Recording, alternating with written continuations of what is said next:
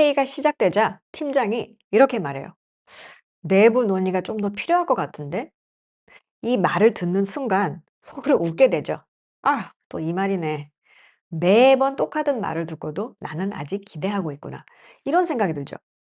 한 달, 또 두 달, 회의만 반복되고 결정은 끝내 안 나와요. 회의실에서는 또 의자 삐걱거리는 소리만 들리고 내 마음속 타이머는 계속 돌아가고요.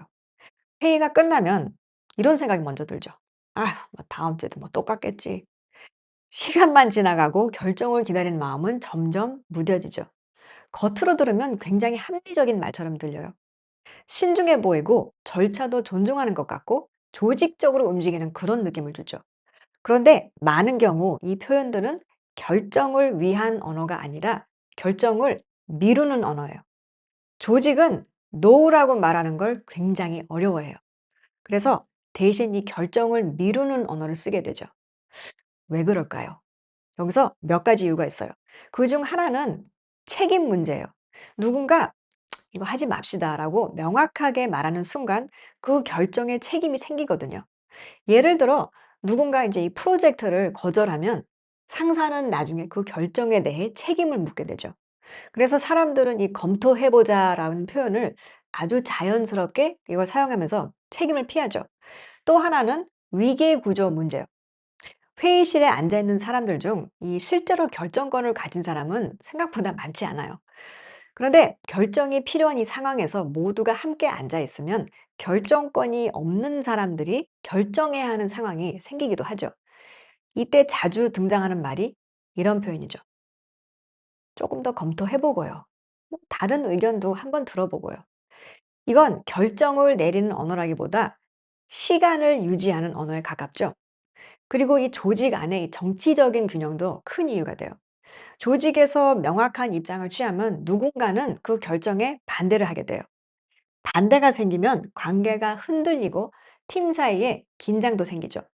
그래서 많은 경우 사람들은 이 명확한 예스도 또 명확한 노도 피하고 결정을 참 애매한 공간에 남겨두죠. 겉으로 보면 합리적인 검토 과정 같지만 실제로는 이게 결정을 미루는 언어예요. 자, 그럼 구체적으로 어떤 표현들이 있을지 볼까요? 자, 예를 들면 이런 말들이 있어요. 조금 더 검토해 보고요. 자, 사실상 지금은 하지 않겠다는 의미지만 이 검토라는 단어 덕분에 아주 정중하게 들리죠. 또 자주 나오는 표현이 이런 말이에요. 타이밍을 한 번 더 보고요. 누군가 먼저 움직이면 그때 보겠다는 그런 의미죠. 조직에서는 누가 먼저 움직이는지가 항상 리스크거든요. 그래서 회의에서 꽤 자주 들리는 말이 또 하나 있는데 내부 논의가 더 필요한 것 같은데요. 지금 이 자리에서는 결정할 생각이 없다는 뜻이죠. 근데 여기서 골 때리는 건 그 고지에 도착하는 순간 이 리더들과 이 중간 관리자들의 뇌회로가 공격에서 방어로 싹 바뀐다는 사실이에요. 이제 그분들은 판을 뒤흔들 대담한 한 수가 뭘까라는 이런 가슴 뛰는 질문을 하는 게 아니라 우리 지금 이 번듯한 평판 안 깨지려면 어떻게 해야 안전하지? 이런 고민을 하는 거죠. 이때 꺼내들기 가장 좋은 알리바이가 바로 완벽한 보고서예요. 자, 몇 년 전에 아주 가파르게 성장하던 이 한 제조기업의 전략실을 볼 기회가 제가 있었는데요. 초기엔 진짜 늑대 같은 분들이었어요. 보고서는 좀 투박해도 날이 서 있었고 또 의사결정은 눈빛만 봐도 끝났죠.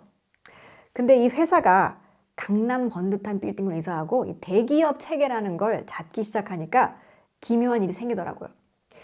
이 위로 올라가는 보고서 두께는 사전 두께만큼 막 두꺼워지고 레이아웃은 눈이 부시는데 정작 그 안에 담긴 전략의 이빨은 다 빠져 있는 거예요. 이유요? 간단하죠.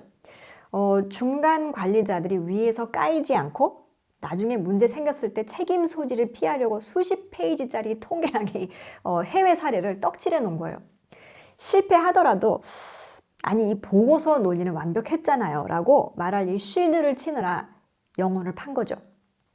메스를 버리고 아주 비싼 값에 깃털 먼지털이를 사서 열심히 먼지를 털고 있는 거예요.